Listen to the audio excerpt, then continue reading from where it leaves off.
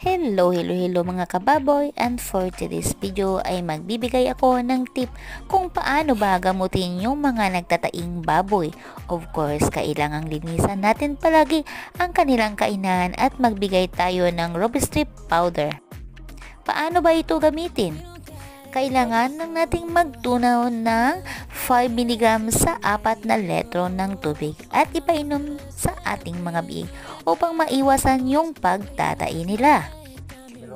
At ipainom lang ito ng 2 beses sa isang araw. At of course, kailangan tingnan nyo kung okay na ba yung kanilang tae or basa-basa pa.